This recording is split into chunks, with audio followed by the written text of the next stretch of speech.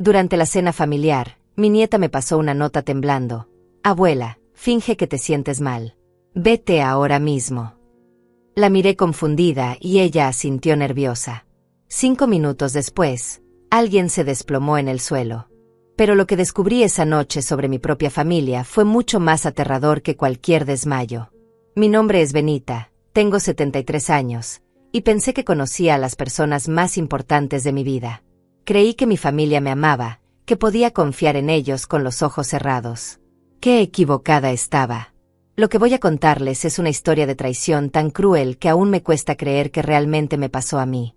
Esa noche cambió todo lo que creía saber sobre el amor familiar. Cuando recibí esa nota desesperada de mi nieta Inés, pensé que tal vez estaba exagerando, que quizás había malentendido algo. Sus manos temblaban tanto que apenas podía sostener el papel. Sus ojos, normalmente brillantes y alegres, estaban llenos de un terror que nunca había visto antes en sus 16 años de vida. Miré alrededor de la mesa, observando los rostros de mis seres queridos. Enrique, mi hijo de 45 años, sonreía mientras servía el vino con movimientos demasiado precisos, demasiado calculados. Melissa, mi nuera de 38 años, charlaba animadamente sobre sus planes de fin de semana, pero su voz tenía un tono artificial que me ponía nerviosa.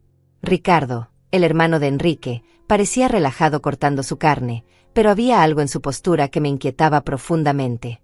Todo parecía normal, una cena familiar como tantas otras que habíamos compartido a lo largo de los años.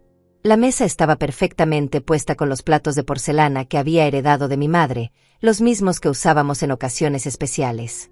Las copas de cristal brillaban bajo la luz cálida del comedor, reflejando las llamas de las velas aromáticas que Melissa había encendido. Pero algo en el ambiente estaba terriblemente mal. Podía sentirlo en cada fibra de mi ser, como esa sensación extraña que tienes antes de una tormenta, cuando el aire se vuelve pesado y eléctrico. La sonrisa de Enrique no llegaba a sus ojos oscuros, esos ojos que habían sido tan expresivos cuando era niño y ahora parecían fríos como el hielo. Melissa hablaba demasiado rápido, llenando cada silencio incómodo con palabras vacías sobre el clima, sobre sus amigas del trabajo, sobre cualquier cosa que mantuviera la conversación fluyendo artificialmente. Y Ricardo me miraba de una manera que me hacía sentir como si fuera un objeto en una vitrina, algo que estaba siendo evaluado, medido, calculado. Sus ojos grises me seguían cada vez que movía la mano, cada vez que tomaba un sorbo de agua, cada vez que respiraba. Era una mirada clínica, fría, que me recordaba a los doctores cuando examinan a sus pacientes buscando síntomas de alguna enfermedad grave. La nota de Inés seguía ardiendo en mi mano como si fuera un carbón encendido. La había deslizado hacia mí cuando Enrique se levantó para ir a la cocina por más pan, un movimiento tan rápido y discreto que casi no lo noté. La letra infantil pero desesperada de mi nieta me gritaba que huyera, que fingiera estar enferma y me fuera de inmediato. ¿Pero por qué? ¿Qué podía saber una adolescente de 16 años que yo, con 73 años de experiencia, no pudiera ver? El papel era pequeño, arrancado probablemente de uno de sus cuadernos del colegio. Podía ver las marcas donde había presionado el bolígrafo con tanta fuerza que casi había atravesado el papel. Su escritura, normalmente cuidadosa y redonda, era nerviosa, temblorosa, como si hubiera escrito esas palabras bajo una presión terrible. ¿Qué peligro acechaba en esa mesa familiar donde habíamos celebrado tantos cumpleaños, tantas navidades, tantos momentos que pensé que eran genuinamente felices? Esta misma mesa había sido testigo de las primeras palabras de Inés cuando era bebé, de sus primeros pasos tambaleantes alrededor de las sillas, de sus risas cristalinas cuando le contaba cuentos de hadas. El olor del pollo asado llenaba la cocina, mezclándose con el aroma del vino tinto francés que Enrique había elegido especialmente para la ocasión. Me había dicho que era una botella cara, de más de $100, que había estado guardando para una ocasión especial. Las velas aromáticas de vainilla parpadeaban creando sombras danzantes en las paredes color crema, y los cubiertos de plata brillaban bajo la luz artificial del chandelier que habíamos comprado juntos hace 5 años. Era una escena perfecta de armonía familiar, una postal de esas que aparecen en las revistas sobre la importancia de mantener unida a la familia. Pero mi corazón latía cada vez más fuerte, como un tambor de guerra que anunciaba una batalla inminente. Era como si mi cuerpo supiera algo que mi mente aún no podía procesar, como si cada célula de mi ser estuviera gritándome que algo estaba terriblemente mal. Intenté actuar con normalidad, llevándome el tenedor a la boca y masticando automáticamente, aunque la comida sabía como cartón. Mis manos también comenzaron a temblar ligeramente, y tuve que concentrarme para mantenerlas firmes. Tomé un sorbo de agua del vaso de cristal tallado, tratando de ganar tiempo para entender qué estaba pasando, qué significaba esa nota desesperada de mi nieta. Fue entonces cuando noté que Melissa había dejado de hablar abruptamente, como si alguien hubiera cortado una transmisión de radio. El silencio se extendió por la mesa como una mancha de aceite, pesado y asfixiante.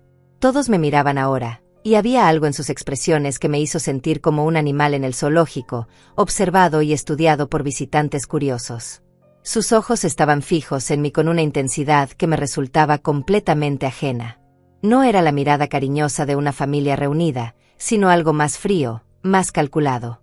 Era como si estuvieran esperando que yo hiciera algo específico, como si hubiera un guión del cual yo era la única que no tenía copia. ¿Te sientes bien, mamá?, preguntó Enrique con una preocupación que sonaba ensayada, practicada frente a un espejo. Sus palabras me helaron la sangre hasta los huesos. No era la primera vez que me preguntaba sobre mi salud últimamente. Durante las últimas semanas, había comenzado a hacer comentarios extraños sobre mi memoria, sobre si recordaba bien las cosas, sobre si no me sentía confundida a veces. Pero esta vez había algo diferente en su tono, algo estudiado y artificial que me hizo sentir como un ratón atrapado en un laberinto del cual no conocía la salida. Era la voz que usas cuando quieres que otros escuchen tu preocupación, cuando necesitas testigos de tu dedicación filial. La nota de Inés pesaba como plomo derretido en mi bolsillo.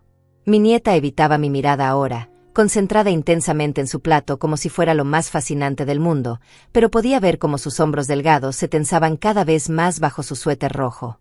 Sus manos temblaban ligeramente mientras cortaba la carne, y noté que no había probado bocado en toda la noche. Algo terrible iba a suceder, podía sentirlo en el aire como esa electricidad que precede a los rayos. Y mi nieta, mi dulce Inés, era la única en esa mesa que trataba de protegerme de lo que se avecinaba. Pero ya era demasiado tarde para huir.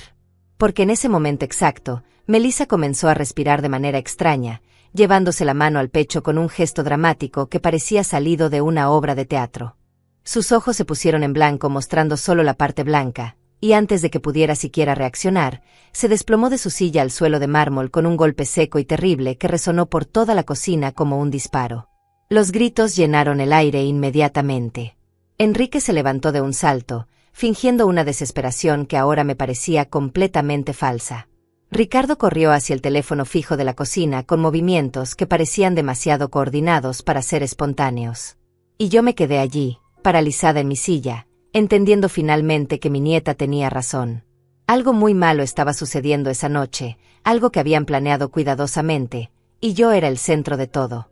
Pero permítanme contarles cómo era mi vida antes de esa noche horrible, porque necesitan entender qué tan feliz y confiada era yo antes de que todo se desmoronara como un castillo de naipes.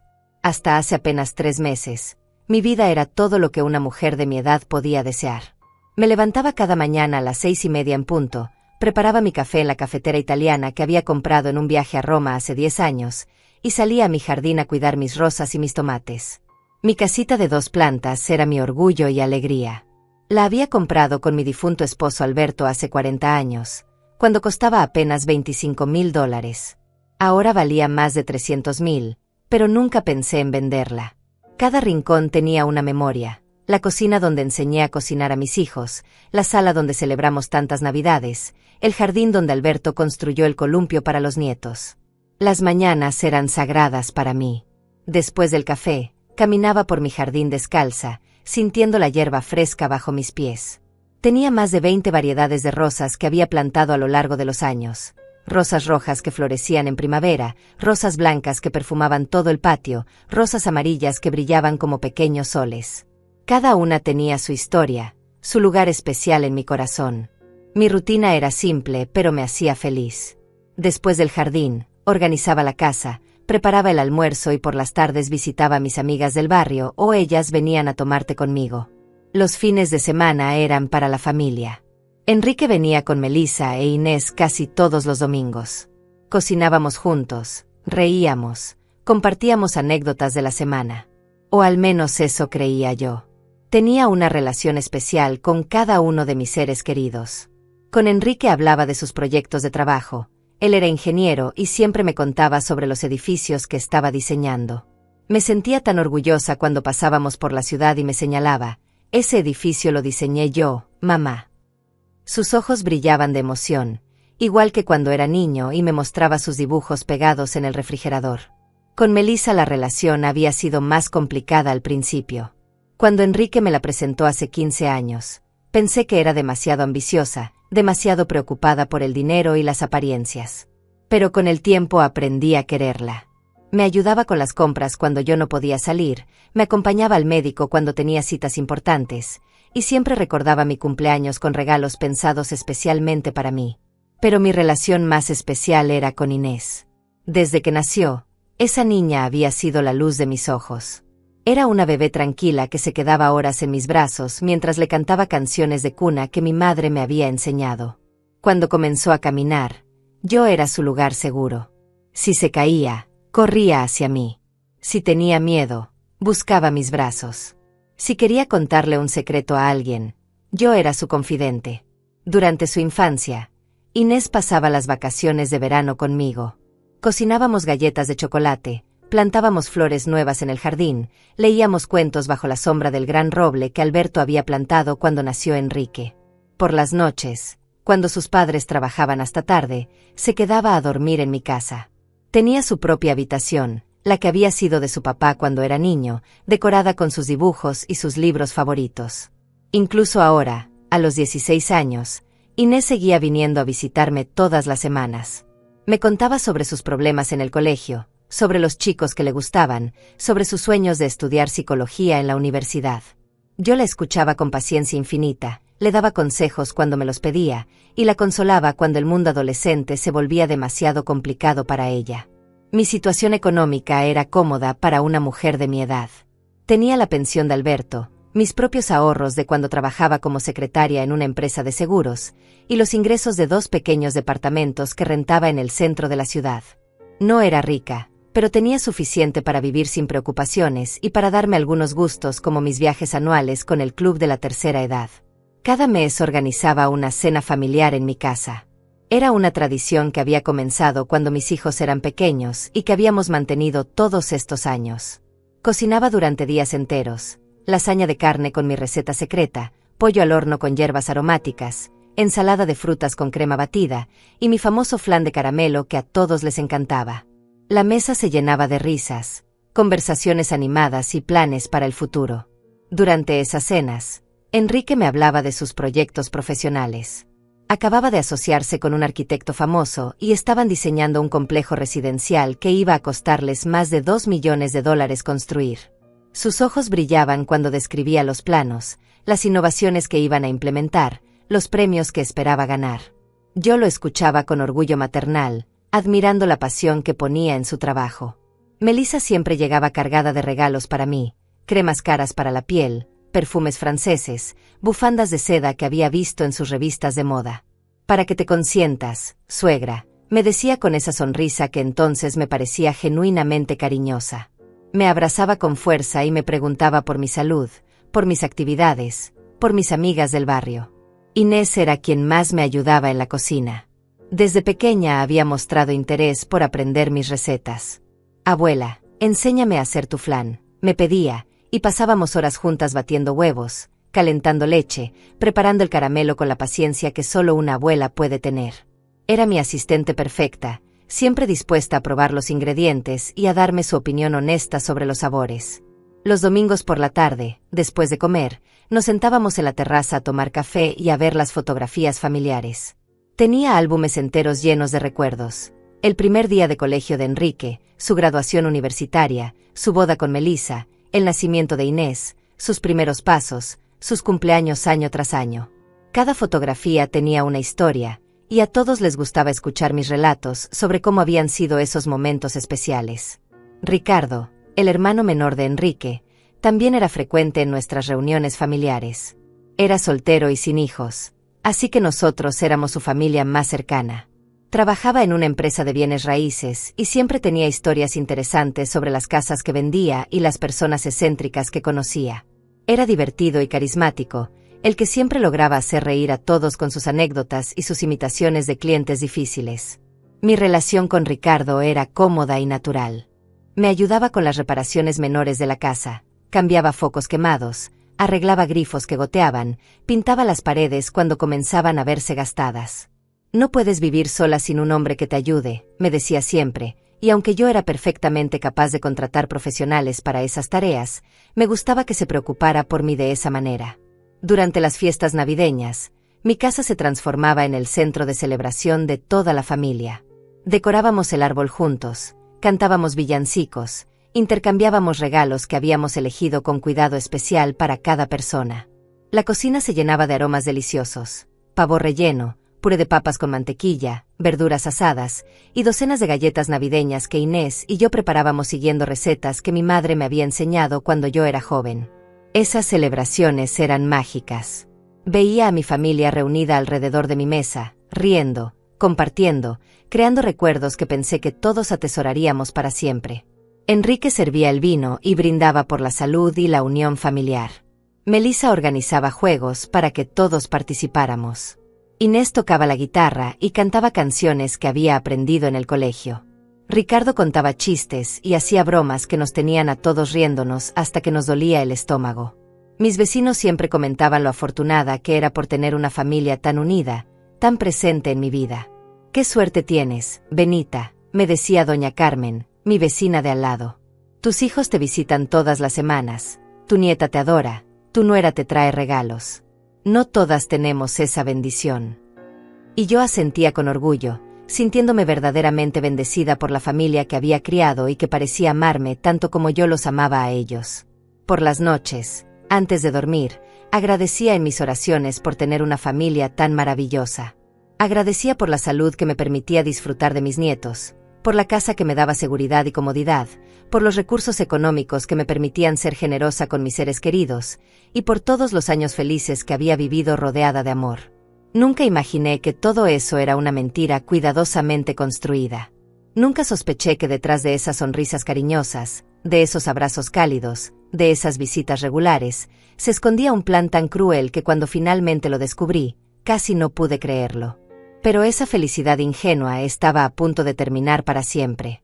Todo comenzó a cambiar hace aproximadamente 2 meses, pero los cambios fueron tan sutiles al principio que pensé que era mi imaginación.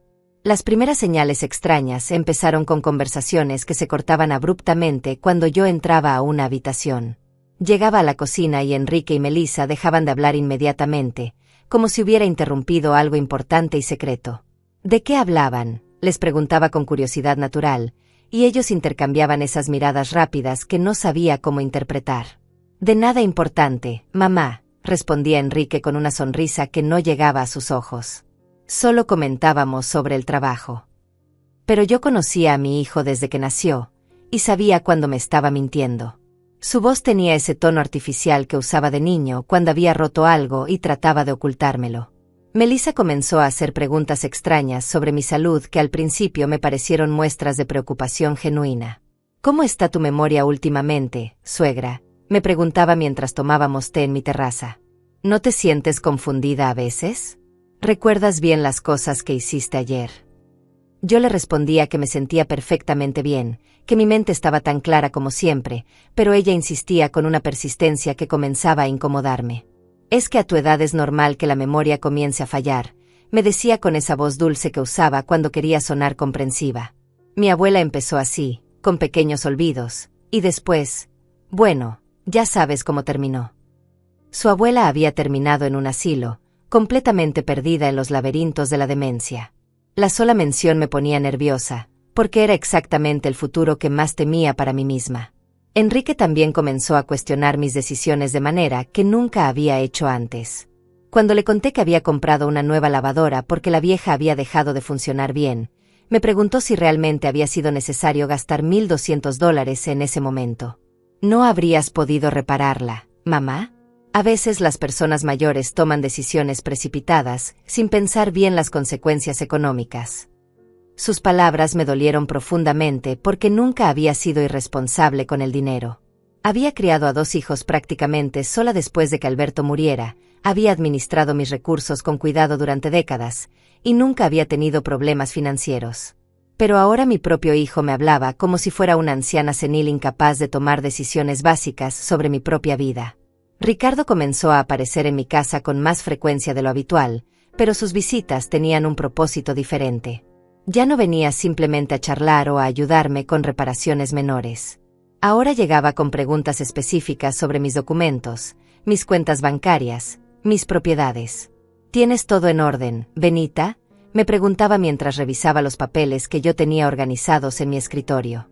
Claro que sí, le respondía, pero él insistía en revisar cada documento, cada estado de cuenta, cada póliza de seguro. Es importante que todo esté bien organizado por si acaso, me decía con una sonrisa que ya no me parecía tan fraternal. ¿Por si acaso qué?, le preguntaba yo, pero él cambiaba de tema rápidamente, como si hubiera dicho algo que no debía haber mencionado. Las llamadas telefónicas también se volvieron extrañas. Comencé a notar que cuando sonaba el teléfono y era para Enrique o Melissa, ellos se alejaban para hablar en privado. Salían al jardín o se encerraban en el baño, susurrando conversaciones que no podía escuchar. Cuando les preguntaba quién había llamado, siempre era nadie importante o algo del trabajo que no merecía mayor explicación. Una tarde, mientras Melissa hablaba por teléfono en el jardín, logré escuchar algunas palabras sueltas que me perturbaron profundamente. Sí, ya está todo arreglado, decía en voz baja. El doctor ya sabe qué tiene que decir cuando llegue el momento. Solo necesitamos que ella coopere un poco más. No entendí el contexto completo, pero esas palabras se grabaron en mi mente como hierro candente. Inés era la única que parecía comportarse normal conmigo, pero incluso en ella comencé a notar cambios sutiles que me preocupaban. Había perdido peso visiblemente, tenía ojeras oscuras bajo sus ojos normalmente brillantes, y cuando creía que nadie la veía, la encontraba llorando en silencio. Cuando le preguntaba qué le pasaba, me decía que eran problemas del colegio, estrés por los exámenes, cosas normales de adolescentes. Pero yo conocía a mi nieta mejor que nadie, y sabía que no eran problemas escolares los que la tenían tan angustiada. Había algo más profundo, algo que la estaba consumiendo desde adentro. Sus abrazos se habían vuelto más largos y desesperados, como si quisiera decirme algo importante pero no encontrara las palabras o el valor para hacerlo. Durante una de mis visitas al médico para mi chequeo anual, el doctor Ramírez me hizo preguntas que me resultaron completamente fuera de lugar. ¿Cómo está su relación con su familia, señora Benita?, me preguntó mientras revisaba mis resultados de laboratorio. ¿Siente que la apoyan adecuadamente? ¿Ha notado que a veces se preocupan demasiado por su bienestar? Le respondí que mi familia era maravillosa y muy atenta conmigo, pero él siguió insistiendo con preguntas sobre mi independencia, mi capacidad para tomar decisiones, mi estabilidad emocional. Es que su hijo me llamó la semana pasada, me confesó finalmente. Está preocupado porque cree que usted está mostrando algunos signos de confusión mental. Me quedé helada en esa silla de consulta. Enrique había llamado a mi médico a mis espaldas para hablar sobre mi salud mental. Mi propio hijo había violado mi privacidad de la manera más íntima posible, sembrando dudas sobre mi cordura en la mente de mi doctor de confianza. ¿Qué le dijo exactamente?, le pregunté con la voz temblorosa de indignación. Me comentó que usted ha estado olvidando cosas, tomando decisiones financieras cuestionables, y que a veces parece confundida sobre eventos recientes, respondió el doctor con cautela profesional. Por eso quería evaluarla más cuidadosamente hoy. Pero después de examinarme exhaustivamente, tuvo que admitir que yo estaba completamente lúcida y mentalmente estable. Esa noche confronté a Enrique por teléfono, y por primera vez en mi vida, tuvimos una discusión seria. ¿Cómo te atreves a llamar a mi médico sin consultarme?, le grité con una furia que no sabía que tenía dentro. No tienes derecho a meterte en mis asuntos médicos sin mi permiso. Su respuesta me dejó sin palabras. Solo me preocupo por ti, mamá. A veces las personas que están desarrollando demencia no se dan cuenta de su propia condición. La palabra demencia salió de sus labios con una facilidad que me aterrorizó. Era como si hubiera estado pensando en esa posibilidad durante mucho tiempo, como si ya hubiera aceptado esa realidad en su mente. No tengo demencia, le dije con toda la firmeza que pude reunir. Estoy perfectamente bien, y mi médico puede confirmártelo. Pero él solo suspiró con esa paciencia exagerada que se usa con personas que no quieren aceptar la verdad. Las visitas familiares comenzaron a tener un tono diferente después de esa llamada. Ahora todos me observaban constantemente, como si estuvieran buscando evidencia de que mi mente estaba fallando. Si olvidaba el nombre de algún actor en la televisión, intercambiaban miradas significativas. Si tardaba un momento en recordar qué día era, susurraban comentarios entre ellos que yo no podía escuchar completamente. Melissa comenzó a sugerir que necesitaba más ayuda en casa. ¿No crees que sería bueno contratar a alguien que venga a limpiar?, me preguntaba mientras fingía examinar el estado de mi cocina. O tal vez alguien que te ayude con las compras y la cocina. No es que no puedas hacerlo, pero sería más cómodo para ti.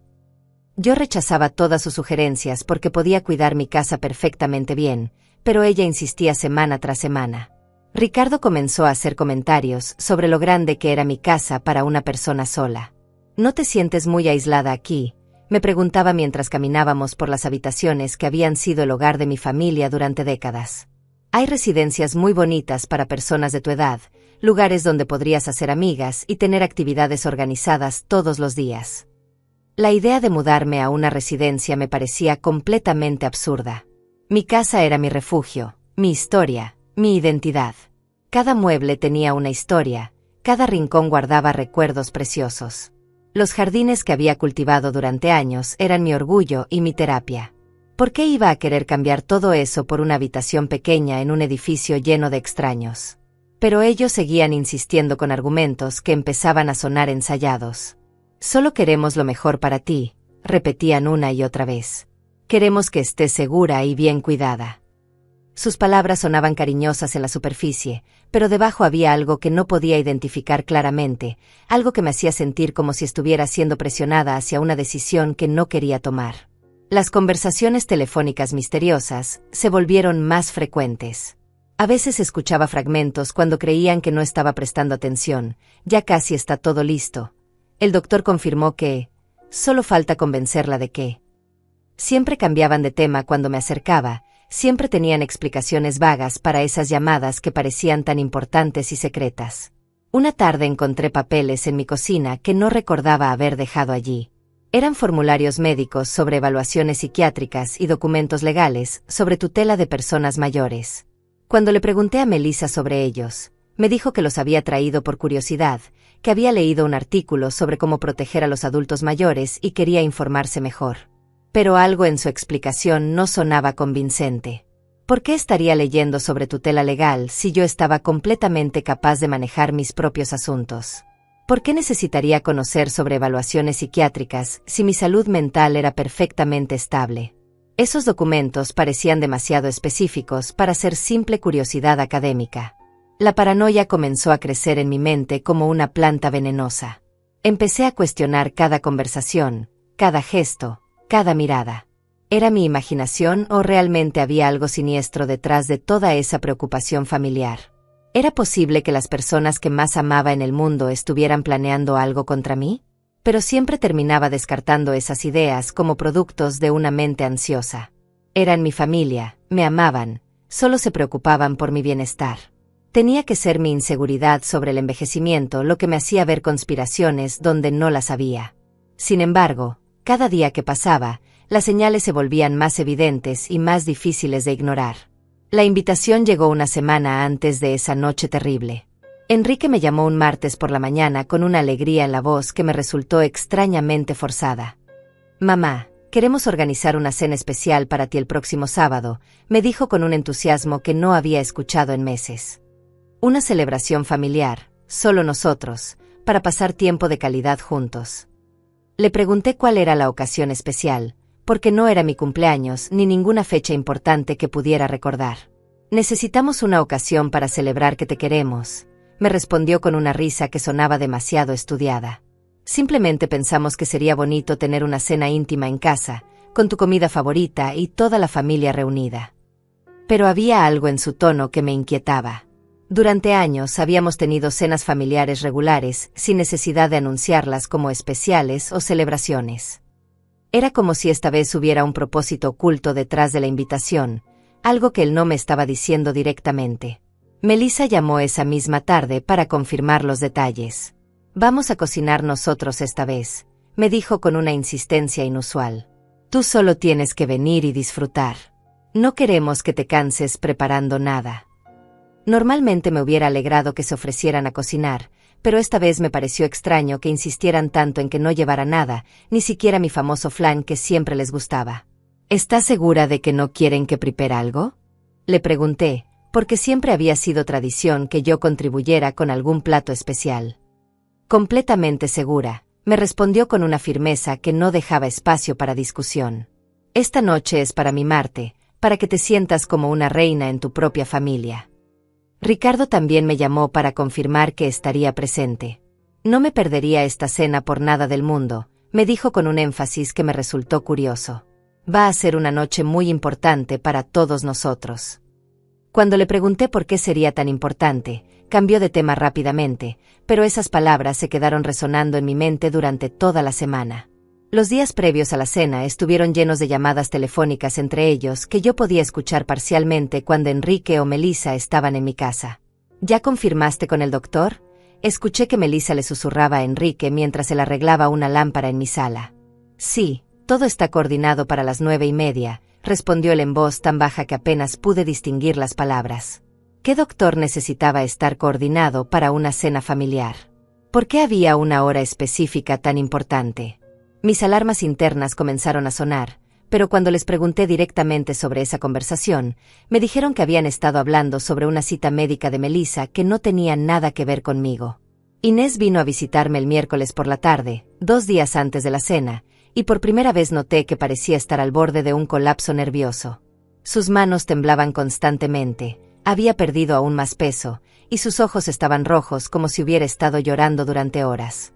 Se sentó en mi cocina y me miró con una intensidad que me asustó. «Abuela», me dijo con voz quebrada, «¿tú confías en mí?». La pregunta me pareció extraña viniendo de mi nieta, quien sabía perfectamente que era la persona en quien más confiaba en el mundo. «Por supuesto que confío en ti», le respondí, acercándome para abrazarla.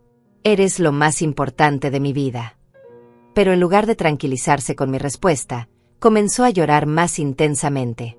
«Prométeme que pase lo que pase, vas a recordar que yo te amo», me dijo entre sollozos. «Prométeme que nunca vas a dudar de que todo lo que haga es para protegerte». Sus palabras me llenaron de una ansiedad terrible porque sonaban como una despedida, como si algo horrible fuera a suceder. «¿Qué va a pasar?», le pregunté, tomando su rostro entre mis manos para obligarla a mirarme.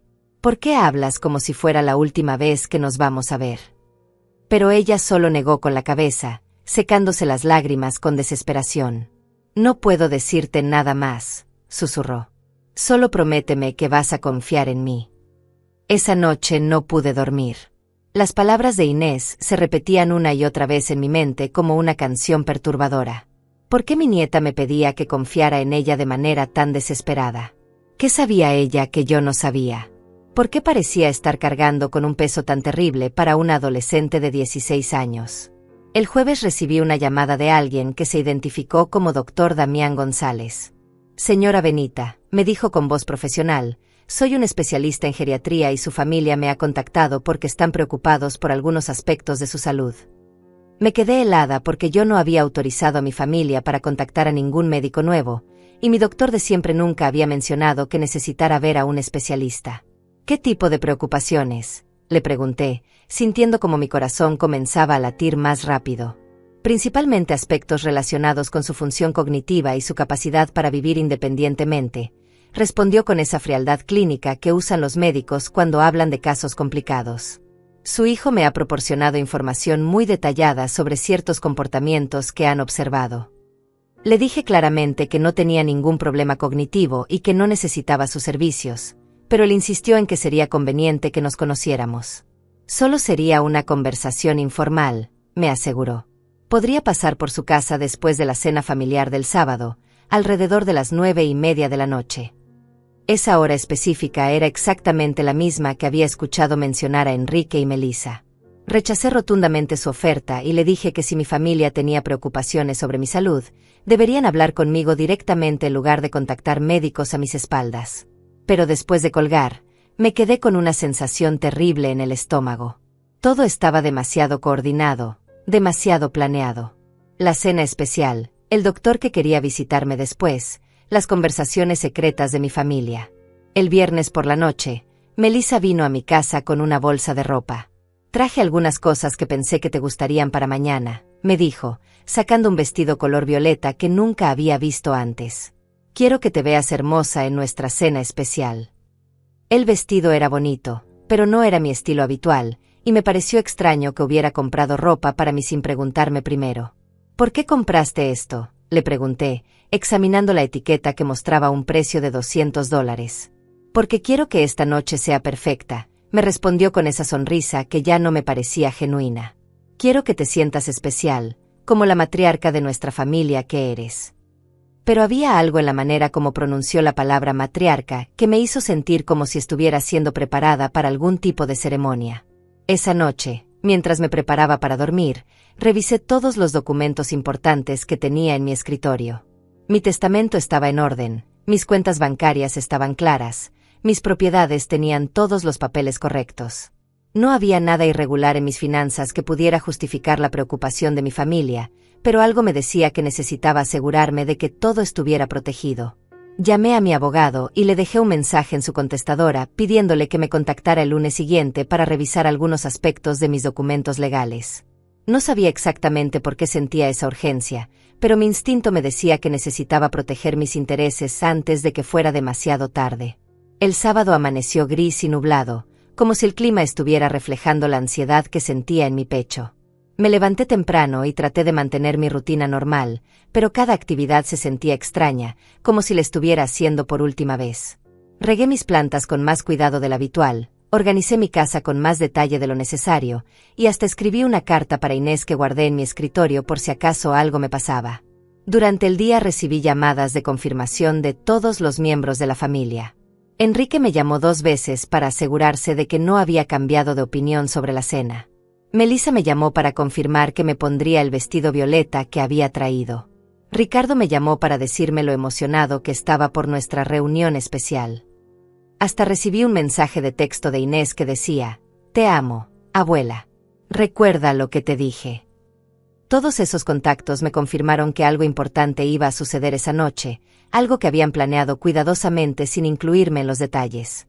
Me sentía como una actriz que iba a una obra de teatro sin conocer el guión, sin saber qué papel se esperaba que interpretara. A las 5 de la tarde comencé a arreglarme para la cena. Me puse el vestido violeta que Melissa había elegido, me peiné cuidadosamente, y me maquillé con más esmero del habitual.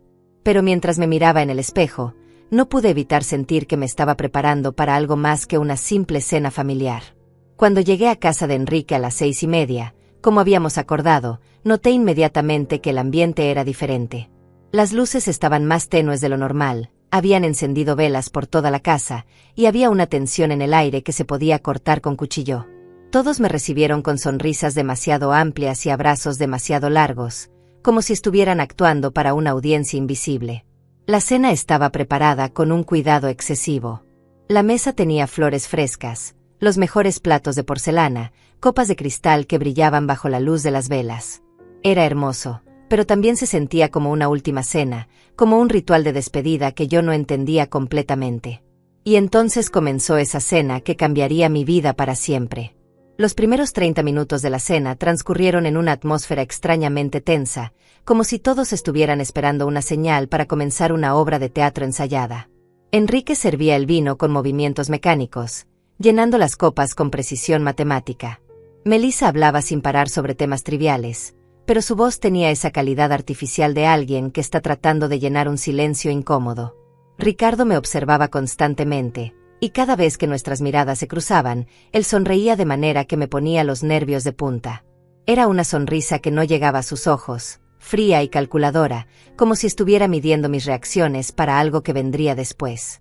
Inés apenas había tocado su comida y mantenía la cabeza gacha, jugando nerviosamente con su servilleta.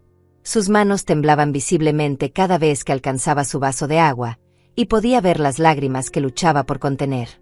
Había algo desesperado en su postura, como si estuviera cargando con un secreto demasiado pesado para sus 16 años. «¿Cómo está la comida, mamá?», me preguntó Enrique con una sonrisa que parecía pegada a su rostro. Melissa se esmeró especialmente para que todo estuviera perfecto. Había algo en su tono que me hizo sospechar que no estaba hablando solo de la comida, sino de algo más amplio, algo que yo aún no podía comprender. El pollo estaba delicioso, pero mi estómago se había cerrado por la ansiedad. Cada bocado me costaba trabajo tragarlo, y el vino sabía amargo en mi lengua. «Está muy bueno», respondí automáticamente, aunque en realidad no podía concentrarme en los sabores. Toda mi atención estaba puesta en descifrar las señales sutiles que flotaban en el aire como humo venenoso. Fue entonces cuando Melissa comenzó su actuación. Al principio fue sutil, se llevó la mano al pecho un par de veces, como si sintiera una molestia menor. Después comenzó a respirar de manera un poco más agitada, pero sin llamar la atención directamente. Yo la observaba de reojo, preguntándome si realmente se sentía mal o si estaba fingiendo por alguna razón que no podía imaginar. «¿Te sientes bien?», le pregunté cuando la vi tocarse la frente como si tuviera fiebre. «Solo un poco mareada», respondió con voz débil. «Debe ser el calor de la cocina». Pero la casa no estaba caliente, y ella había estado sentada durante toda la cena sin hacer ningún esfuerzo físico que justificara su malestar. Enrique y Ricardo intercambiaron una mirada rápida que no pasó desapercibida para mí. Era el tipo de mirada que comparten los cómplices cuando una parte de su plan está desarrollándose según lo previsto. En ese momento, una alarma comenzó a sonar en mi cabeza, pero aún no podía procesar completamente lo que estaba presenciando. Inés aprovechó un momento en que su padre se levantó para ir al baño y deslizó rápidamente un papel doblado hacia mi plato. Sus movimientos fueron tan discretos que casi no los noté, pero cuando mis dedos tocaron el papel, sentí como si hubiera recibido una descarga eléctrica. Mi nieta me miraba con ojos suplicantes, asintiendo ligeramente con la cabeza como si me estuviera dando la señal más importante de su vida. Abrí el papel bajo la mesa, cuidando de que nadie más lo viera. La letra temblorosa de Inés saltó ante mis ojos como un grito desesperado. «Abuela, finge que te sientes mal. Vete ahora mismo. Confía en mí». Mi corazón comenzó a latir tan fuerte que temí que todos pudieran escucharlo. ¿Qué sabía mi nieta que yo no sabía? ¿Qué peligro había detectado que justificaba esa nota urgente? Miré a Inés buscando más explicaciones, pero ella había vuelto a bajar la cabeza, concentrándose intensamente en su plato como si fuera lo más fascinante del mundo. Sus hombros temblaban ligeramente, y pude ver una lágrima que rodaba por su mejilla y caía sobre la comida que no había probado en toda la noche. Enrique regresó del baño con una sonrisa renovada, como si hubiera usado esos minutos para recomponer su actuación. «¿Cómo van las cosas por aquí?», preguntó con esa alegría forzada que había mantenido durante toda la velada. «Melissa, ¿te sientes mejor?». Sus palabras tenían una calidad ensayada que me hizo sospechar que ya sabía exactamente cómo se sentía su esposa. «Un poco peor, en realidad», respondió Melissa con voz cada vez más débil. Ahora se tocaba el pecho con más frecuencia y respiraba de manera más agitada. Sus mejillas se habían puesto rojas artificialmente, como si estuviera haciendo un esfuerzo consciente para parecer enferma. «Creo que necesito acostarme un momento». Pero en lugar de levantarse para ir a recostarse, Melissa se quedó sentada y comenzó a actuar de manera más dramática. Sus ojos se pusieron vidriosos y empezó a hacer ruidos extraños con la respiración, como si estuviera luchando por mantener la conciencia. Era una actuación tan exagerada que en circunstancias normales habría resultado cómica, pero la tensión en la habitación la hacía aterradora. «¿Deberíamos llamar a un médico?», preguntó Ricardo con una preocupación que sonaba completamente falsa. «Tal vez necesita atención médica inmediata». Sus palabras confirmaron mis peores sospechas. Todo esto estaba planeado, coordinado, ensayado. ¿Pero por qué? ¿Qué ganaban ellos fingiendo una emergencia médica en medio de nuestra cena familiar? La nota de Inés quemaba en mi mano como un carbón encendido. «Finge que te sientes mal. Vete ahora mismo». Mi nieta había detectado el peligro antes que yo y trataba de salvarme de algo que aún no podía comprender completamente. Pero ¿cómo podía fingir estar enferma cuando Melissa ya estaba monopolizando toda la atención con su actuación teatral? Decidí intentar irme con cualquier excusa. «Creo que mejor me voy», dije, comenzando a levantarme de mi silla. «No quiero molestar si Melissa necesita atención médica». Pero Enrique inmediatamente se puso de pie y puso su mano en mi hombro con una firmeza que me sorprendió. «No, mamá, quédate», me dijo con una insistencia que no dejaba espacio para discusión. «Tu presencia podría ser importante. Además, Tal vez tú también necesites que te revise el médico cuando llegue. ¿Cuándo llegue? ¿Ya habían llamado a un médico? ¿Por qué habían llamado a un médico antes de que Melissa realmente se sintiera mal? Fue entonces cuando me di cuenta de que estaba atrapada. Intenté caminar hacia la puerta, pero Ricardo se había posicionado casualmente entre mi silla y la salida. Cuando traté de dirigirme hacia la cocina, Enrique bloqueó ese camino también, siempre con sonrisas y palabras amables, pero impidiendo físicamente que abandonara la casa. ¿Por qué no puedo irme?, pregunté con una voz que comenzaba a quebrarse por el miedo. Si Melissa está enferma, lo mejor es que me vaya para darles espacio.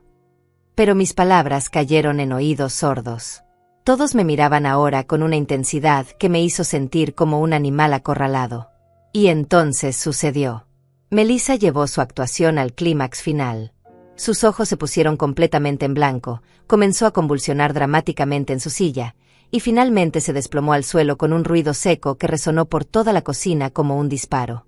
Los gritos llenaron inmediatamente el aire, pero eran gritos ensayados, gritos que sonaban más a actuación que a sorpresa genuina. Enrique se lanzó hacia su esposa con una desesperación que parecía sacada de una telenovela. Ricardo corrió hacia el teléfono, pero ya tenía el número marcado, como si hubiera estado esperando ese momento exacto para hacer la llamada. «Ya viene el doctor», gritó Ricardo con una urgencia que no coincidía con el hecho de que acababa de llamar.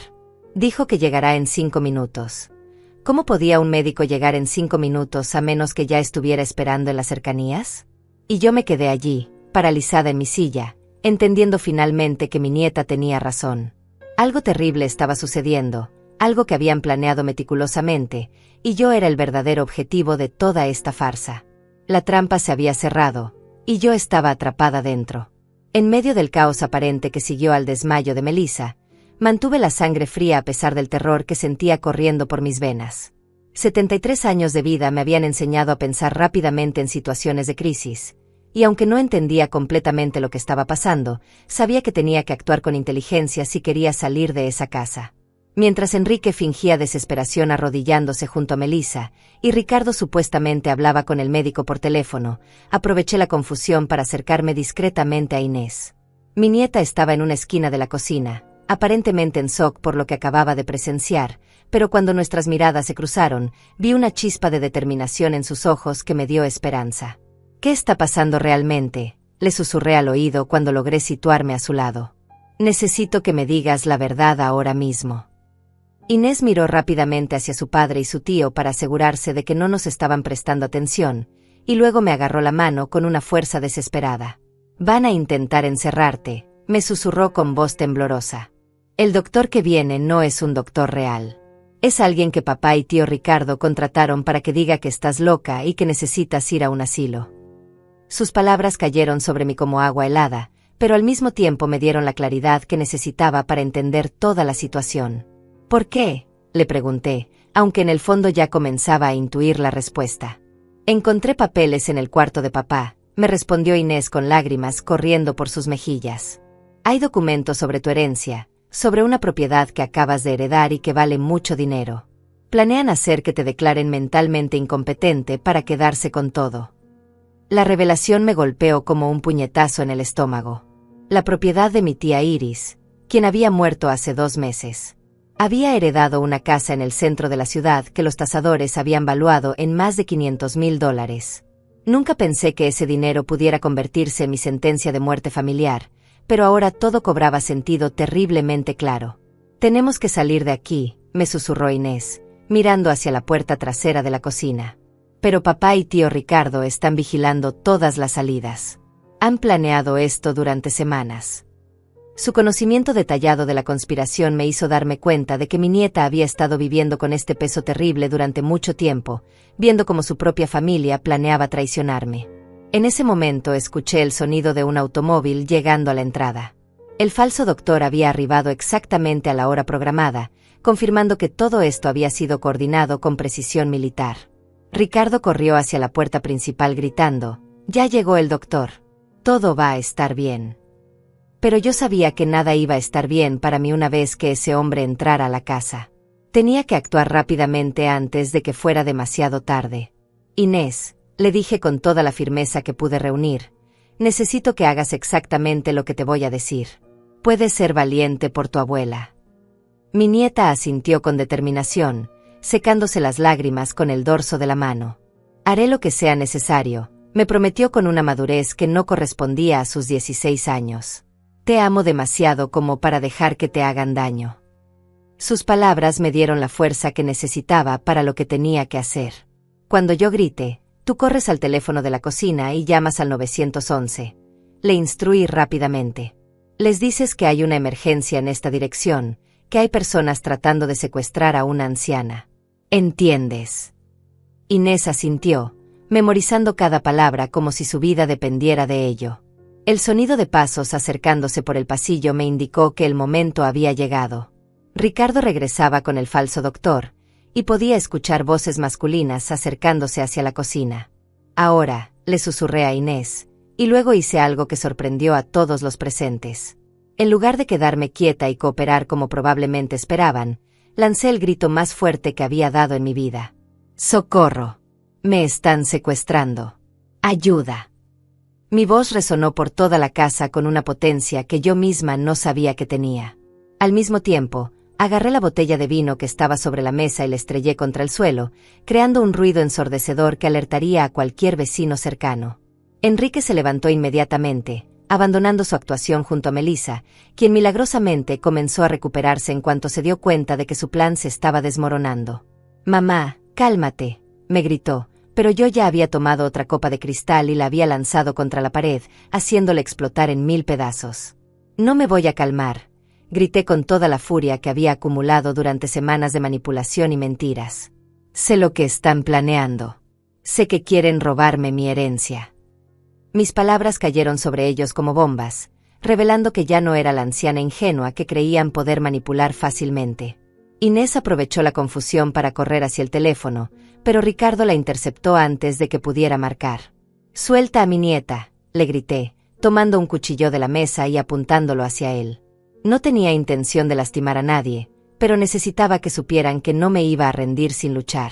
En ese momento apareció el falso doctor en la entrada de la cocina, un hombre de mediana edad con maletín médico y una expresión confundida por el caos que había encontrado. «¿Qué está pasando aquí?», preguntó, claramente sin saber cómo manejar una situación que se había salido completamente de control. «Este hombre no es un doctor real», grité señalándolo con el cuchillo. «Es parte de una conspiración para declararme loca y robarme mi herencia». El hombre palideció visiblemente, confirmando mis sospechas. Un médico real habría intentado calmarme o evaluar la situación profesionalmente, pero este tipo solo quería escapar. Melissa se había incorporado completamente, abandonando cualquier pretensión de estar enferma. «Benita, estás paranoica», me dijo con una frialdad que nunca había visto en ella. «Nadie quiere robarte nada. Solo estamos preocupados por tu salud mental». Pero sus palabras ya no tenían poder sobre mí. Había visto detrás de la máscara y conocía su verdadera naturaleza. «Inés, di la verdad», le grité a mi nieta, quien seguía forcejando con Ricardo para llegar al teléfono. «Cuéntales lo que encontraste en el cuarto de tu padre». Mi nieta dejó de luchar y se volvió hacia los adultos con una expresión de desafío que me llenó de orgullo. «Encontré los papeles», declaró Inés con voz firme. «Vi los documentos sobre la herencia de la tía bisabuela Iris. Vi los contratos con el falso doctor. Vi los formularios para internar a la abuela por la fuerza». Sus palabras cayeron sobre la habitación como sentencias judiciales, revelando cada detalle de la conspiración. El silencio que siguió fue ensordecedor. Enrique, Melissa y Ricardo se miraron entre ellos, sabiendo que habían sido completamente expuestos. El falso doctor comenzó a retroceder hacia la puerta, claramente queriendo abandonar un plan que había salido terriblemente mal. «No van a salirse con la suya», les dije con una determinación que sorprendió incluso a mí misma. «Mi abogado ya sabe sobre mis sospechas. Mis vecinos han escuchado mis gritos. Y ahora mi nieta es testigo de todo». Era una exageración sobre mi abogado, pero necesitaba que creyeran que había tomado precauciones. Fue entonces cuando escuché el sonido más hermoso del mundo, sirenas policiales acercándose a la casa. Los vecinos habían escuchado mis gritos y habían llamado a las autoridades. La expresión de pánico en los rostros de mis familiares me confirmó que sabían que habían perdido. La caballería había llegado, y por primera vez en semanas, Me sentí realmente segura. Las sirenas se acercaban cada vez más, pero antes de que llegara la policía, necesitaba conocer toda la verdad. Con el cuchillo aún en mi mano temblorosa y mi nieta finalmente libre del agarre de Ricardo, enfrenté a mi familia exigiendo respuestas completas. Quiero saber todo, les dije con una voz que ya no reconocía como mía. Quiero saber cuándo comenzaron a planear esto, por qué lo hicieron y hasta dónde estaban dispuestos a llegar. Enrique se desplomó en una silla, todas sus máscaras finalmente removidas. Ya no quedaba rastro del hijo cariñoso que había fingido ser durante meses. Comenzó cuando murió la tía Iris, admitió con voz derrotada. Cuando supimos que habías heredado esa propiedad en el centro que vale más de $500,000, nos dimos cuenta de que necesitábamos actuar rápidamente. Actuar rápidamente, repetí con incredulidad. Actuar para robarme lo que legítimamente me pertenecía. Pero había algo más en su expresión, algo más profundo que la simple codicia. No era solo por el dinero de la herencia, continuó Enrique, evitando mi mirada. Tenemos deudas enormes que no conoces. El negocio de arquitectura fracasó completamente el año pasado. Melissa tomó el relevo de la confesión, su voz ahora desprovista de cualquier calor fingido. Perdimos más de $300,000 en inversiones mal hechas, me dijo con una frialdad que me heló la sangre. Tu hijo se asoció con estafadores que se llevaron todos nuestros ahorros y nos dejaron con deudas que no podemos pagar. Los bancos están amenazando con ejecutar la hipoteca de nuestra casa. La revelación me golpeó como un martillo. Durante meses había estado viendo a mi familia luchar financieramente sin saberlo, mientras yo vivía cómodamente con mi pensión y mis propiedades. Pero eso no justificaba lo que habían planeado hacerme. ¿Por qué no me pidieron ayuda?, les pregunté con lágrimas de dolor corriendo por mis mejillas. ¿Por qué no vinieron a mí directamente en lugar de planear esta traición horrible? Ricardo se acercó, y por primera vez en la noche, vi algo parecido a remordimiento en sus ojos. Porque sabíamos que solo nos darías una parte del dinero, admitió con brutal honestidad. Y necesitábamos todo. Necesitábamos tu casa, tus ahorros, tus propiedades de renta, y la herencia nueva. Era la única manera de salvar nuestras vidas financieras. Pero había algo más que no me estaban diciendo, algo que podía ver en las miradas nerviosas que seguían intercambiando. Inés, quien había estado escuchando estas confesiones con horror creciente, de repente habló con voz temblorosa. Cuéntenle sobre el seguro de vida, papá. Cuéntenle toda la verdad. Un silencio mortal cayó sobre la habitación. ¿Seguro de vida? ¿Qué seguro de vida? Sentí como si estuviera descendiendo a un abismo cada vez más profundo de traición familiar. ¿Qué seguro de vida?, pregunté con una voz que apenas era un susurro. Enrique se puso pálido como papel. Mamá, comenzó, pero las palabras parecían atascarse en su garganta. Fue Melissa quien finalmente completó la confesión más horrible de todas. Tomamos una póliza de seguro de vida a tu nombre hace 6 meses, me dijo con voz mecánica. Una póliza de $1 millón. El mundo se detuvo a mi alrededor. $1 millón. Habían asegurado mi vida por $1 millón sin mi conocimiento. ¿Cómo pudieron hacer eso sin mi firma?, pregunté, aunque ya temía conocer la respuesta. Ricardo tiene contactos en la industria de seguros, explicó Enrique. Falsificamos tu firma en los documentos. La habitación comenzó a girar a mi alrededor. No solo habían planeado robarme mi herencia y encerrarme en un asilo, sino que habían apostado por mi muerte. Habían convertido mi vida en una inversión financiera, calculando cuánto valía más muerta que viva. ¿Estaban planeando matarme?, pregunté con horror absoluto. No, gritó Enrique inmediatamente. Nunca quisimos lastimarte físicamente. Solo queríamos que te declararan incompetente para manejar el dinero del seguro cuando llegara el momento natural. Pero sus palabras sonaban huecas, especialmente considerando todo lo que habían hecho para llegar a este punto. Inés se acercó a mí con lágrimas corriendo por su rostro. Abuela, escuché más conversaciones de las que te conté, me dijo con voz quebrada. Hablaron sobre acelerar las cosas si el plan del asilo no funcionaba. Mencionaron algo sobre un accidente que pareciera natural. Mi propio hijo, mi nuera, mi cuñado habían discutido la posibilidad de asesinarme por dinero. La realidad era tan monstruosa que mi mente luchaba por procesarla. Estas eran las personas que habían cenado en mi mesa, que habían celebrado Navidades conmigo, que me habían llamado mamá y suegra con voces llenas de cariño fingido. La diabetes, murmuré de repente, recordando algo que me había estado molestando subconscientemente. Las pastillas que Melissa me ha estado trayendo para mi diabetes. Mi médico nunca me las recetó. Melissa palideció, confirmando mis peores sospechas. ¿Qué me han estado dando?, demandé saber. Solo medicamentos para hacerte parecer más confundida, admitió Melissa en voz baja. Nada mortal, solo para que tuvieras episodios de desorientación que pudiéramos usar como evidencia de demencia. Habían estado envenenándome lentamente, alterando mi mente para justificar su conspiración. Ricardo añadió otro detalle horrible. También modificamos algunos de tus documentos bancarios para hacer que pareciera que estabas tomando decisiones financieras irracionales. Falsificamos algunas transacciones que podríamos usar como evidencia de incompetencia mental. La profundidad de su traición era oceánica. No habían dejado ningún detalle al azar, ninguna posibilidad sin explorar. Habían atacado mi salud, mi reputación, mis finanzas, mi cordura, todo para justificar robarme lo que era mío y convertir mi muerte en su salvación económica. ¿Desde cuándo?, les pregunté, necesitando conocer la línea temporal completa de su traición. ¿Cuánto tiempo llevan planeando esto? Enrique suspiró profundamente antes de responder. Desde que papá murió hace 3 años. Al principio solo eran conversaciones teóricas sobre qué pasaría con tu dinero cuando murieras. Pero cuando comenzaron nuestros problemas financieros el año pasado, esas conversaciones se volvieron planes reales. 3 años.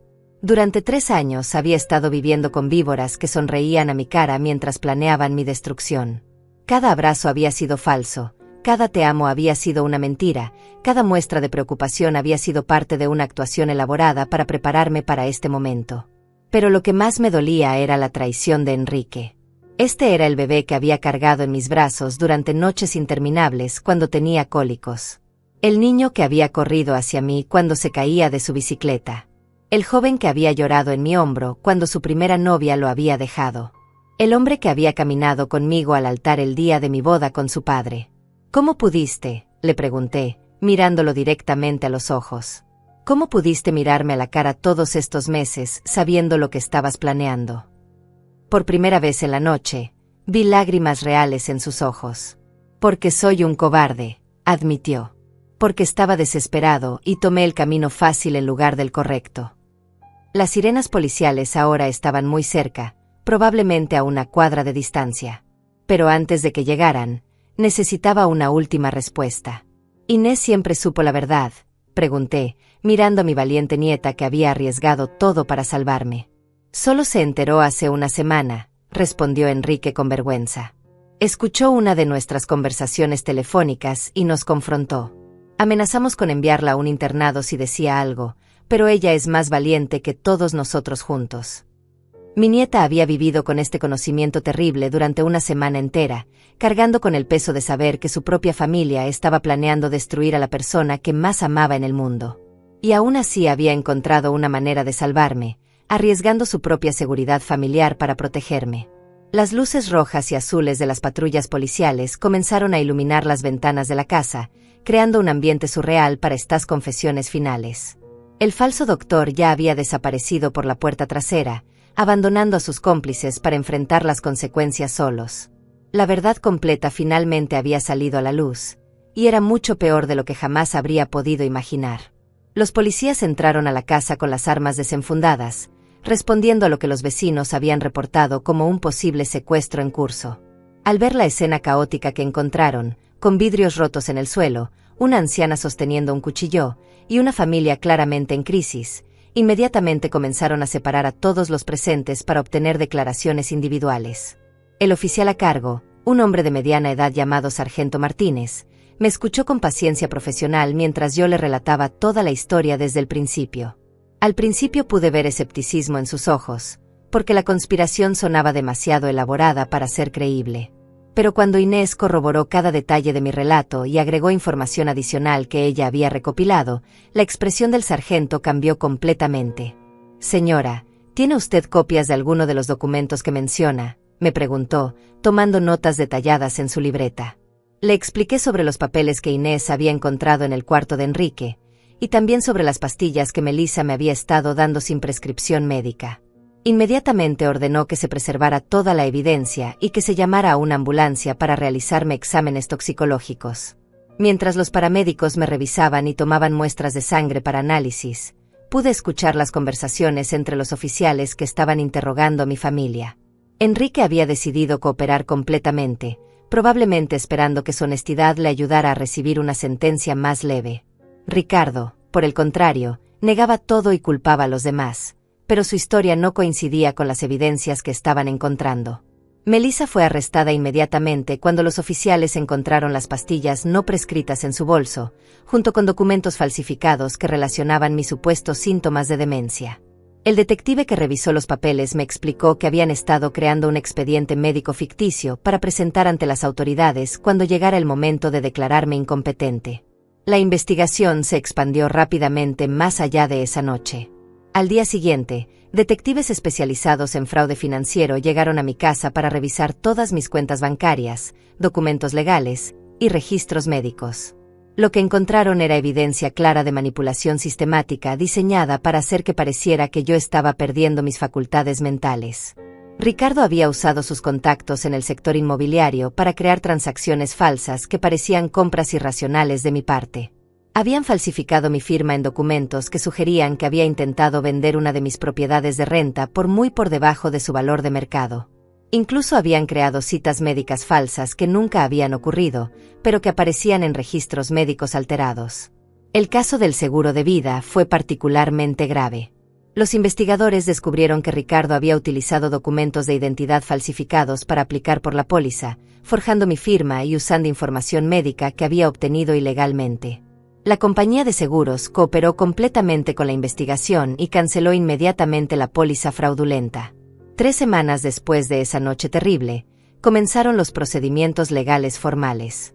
Enrique fue acusado de conspiración para cometer fraude, falsificación de documentos y conspiración para privar a una persona de sus derechos civiles. Aunque cooperó con las autoridades, el fiscal explicó que la gravedad de los cargos hacía improbable que evitara tiempo en prisión. Melissa enfrentó cargos adicionales relacionados con el suministro de medicamentos no autorizados, que legalmente constituía envenenamiento. Los análisis toxicológicos revelaron que las pastillas que me había estado dando contenían sedantes leves diseñados para causar confusión y desorientación. Su abogado trató de argumentar que las dosis no eran lo suficientemente altas para causar daño permanente, pero el fiscal respondió que la intención de alterar mi estado mental para propósitos fraudulentos era igualmente criminal. Ricardo recibió los cargos más graves porque había sido el cerebro financiero de toda la operación. Además de fraude y falsificación, fue acusado de organizar una empresa criminal, ya que había coordinado múltiples aspectos ilegales del plan. Su negativa inicial a cooperar y sus intentos de destruir evidencia solo empeoraron su situación legal. El falso doctor, cuyo nombre real era Damián Herrera, fue arrestado una semana después cuando trataba de abandonar el país. Resultó ser un ex enfermero que había perdido su licencia años atrás por mala conducta profesional. Ricardo lo había contratado para que fingiera ser un geriatra y proporcionara el testimonio médico falso necesario para declararme incompetente.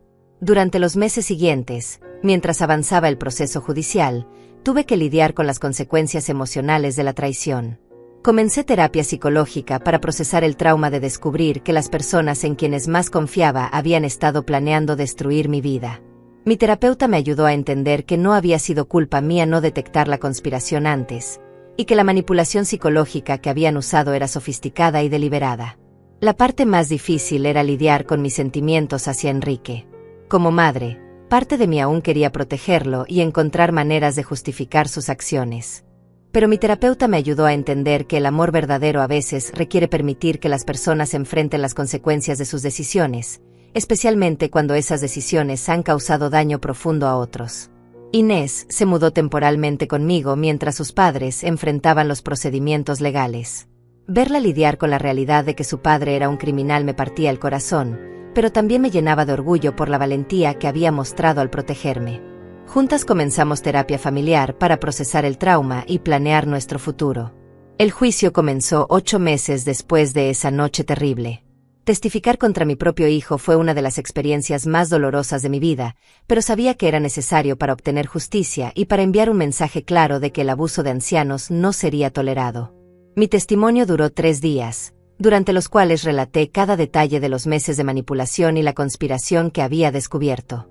Inés también testificó, describiendo cómo había descubierto el plan y tomado la decisión de salvarme. Su testimonio fue particularmente poderoso porque demostró que incluso una adolescente había podido reconocer que lo que estaban planeando era moralmente incorrecto. El juez comentó que su valentía era extraordinaria y que había actuado con más integridad que los adultos que la rodeaban. Las sentencias reflejaron la gravedad de los crímenes. Enrique recibió 5 años de prisión, aunque su cooperación y aparente remordimiento le permitieron evitar una sentencia más larga. Melissa recibió 3 años, principalmente por los cargos relacionados con el envenenamiento. Ricardo, como el organizador principal, recibió 7 años y fue ordenado a pagar restitución completa por todos los costos legales y médicos relacionados con el caso.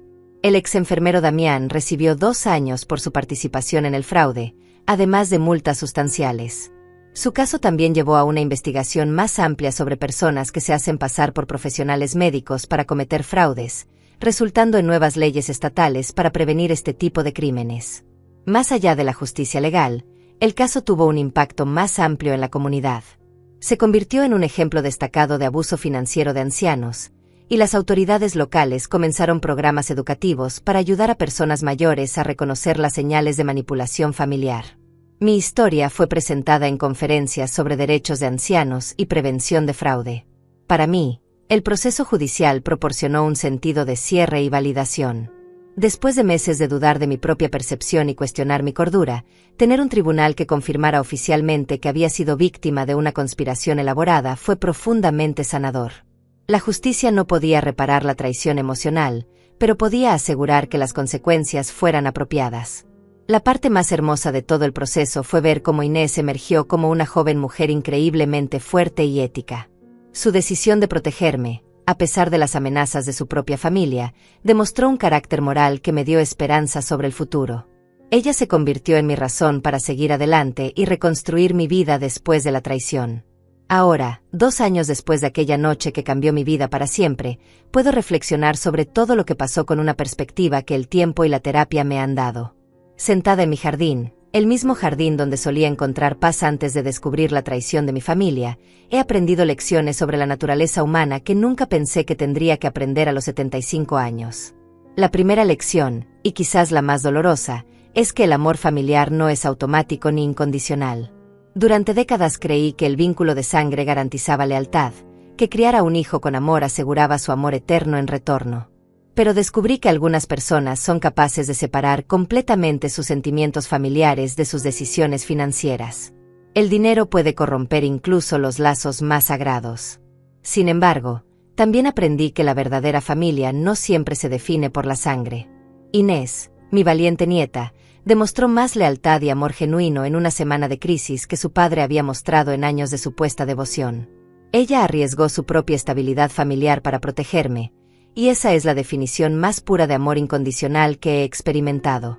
Hoy, Inés vive conmigo permanentemente. Después del juicio, obtuve la custodia legal porque tanto Enrique como Melissa están en prisión, y porque los servicios sociales determinaron que era en el mejor interés de la menor permanecer con la persona que había demostrado ser la más estable y protectora en su vida.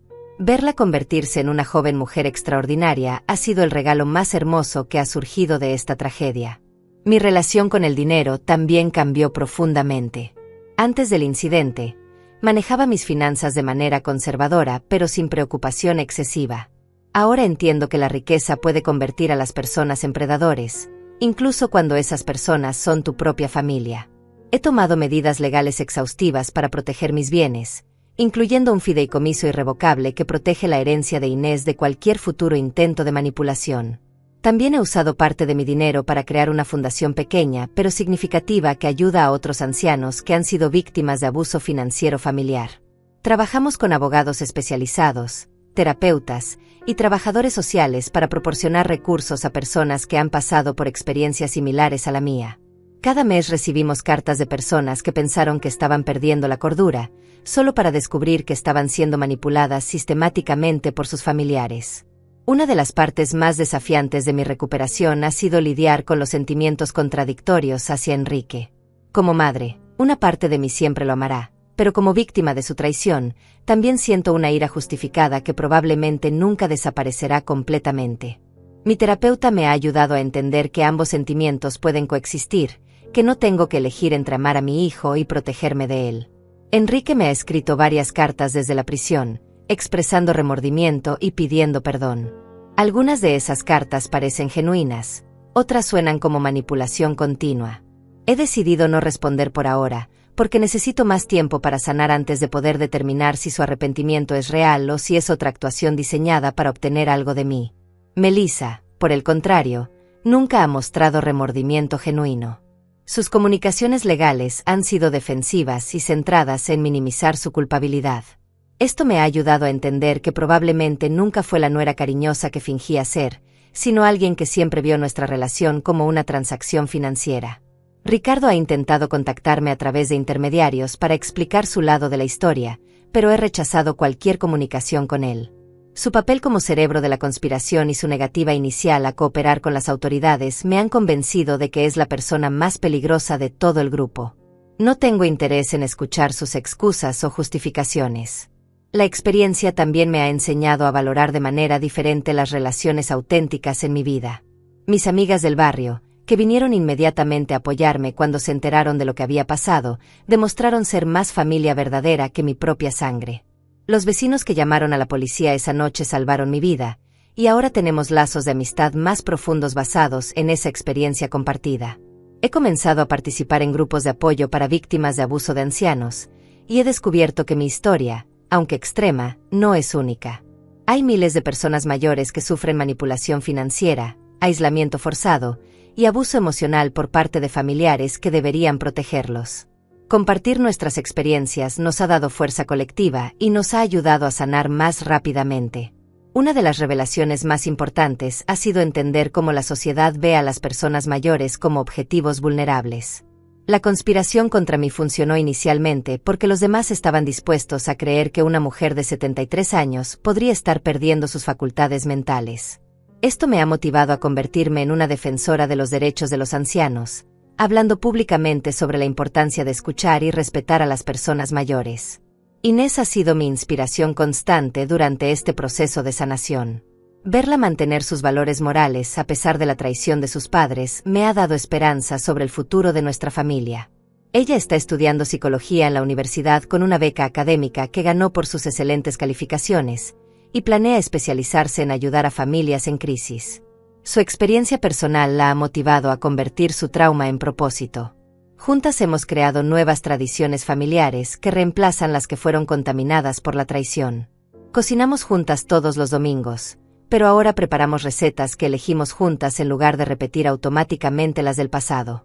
Celebramos nuestros logros personales con pequeñas fiestas íntimas que se enfocan en el crecimiento y la autenticidad en lugar de mantener apariencias. Mi casa ha sido renovada para reflejar este nuevo capítulo de mi vida. Cambié los muebles que tenían demasiadas memorias dolorosas y creé espacios que celebran mi independencia y mi resistencia. El jardín, que siempre fue mi refugio, ahora tiene nuevas variedades de flores que simbolizan renovación y fortaleza. Cada mañana cuando salgo a cuidar mis plantas, siento gratitud por haber sobrevivido y por tener la oportunidad de escribir un nuevo final para mi historia. La justicia legal fue importante, pero la justicia emocional ha sido igualmente valiosa. He aprendido a confiar nuevamente en mi propio juicio, a valorar mi intuición y a no dudar de mi percepción cuando algo se siente mal. La experiencia me robó temporalmente mi confianza en mí misma, pero recuperarla ha sido uno de mis mayores triunfos. También he encontrado propósito en ayudar a otros a reconocer las señales de manipulación familiar. Doy charlas en centros comunitarios, escribo artículos para publicaciones sobre envejecimiento y trabajo con organizaciones legales para mejorar las protecciones para personas mayores. Mi dolor se ha convertido en una herramienta para prevenir que otros sufran experiencias similares. Cada día es una elección consciente de enfocarme en lo positivo sin negar la realidad de lo que pasó. Algunos días son más difíciles que otros, especialmente cuando veo familias felices y siento una punzada de dolor por lo que perdí. Pero la mayoría de los días me siento agradecida por haber descubierto la verdad antes de que fuera demasiado tarde, y por tener la oportunidad de construir una vida auténtica basada en relaciones genuinas. Mi mensaje para otros que puedan estar enfrentando situaciones similares es simple: confíen en sus instintos. Si algo se siente mal en sus relaciones familiares, investiguen. No permitan que otros les hagan dudar de su propia cordura. Busquen ayuda profesional cuando sea necesario. Y recuerden que la verdadera familia se define por acciones, no por vínculos de sangre. La experiencia me ha enseñado que nunca es demasiado tarde para comenzar de nuevo, para establecer límites saludables y para elegir relaciones que nutran lugar de drenar. A los 75 años, estoy viviendo una vida más auténtica y protegida que la que tenía a los 73. Y ahora quiero preguntarles a ustedes: ¿han experimentado alguna vez situaciones donde familiares cercanos han mostrado comportamientos que los hicieron sentir incómodos? ¿Creen que el dinero puede realmente corromper los lazos familiares más profundos? En su opinión, ¿existe perdón para traiciones tan graves cuando vienen de personas que se supone deben amarnos incondicionalmente? Compartan sus historias en los comentarios. A veces, saber que no estamos solos en nuestras experiencias puede ser el primer paso hacia la sanación.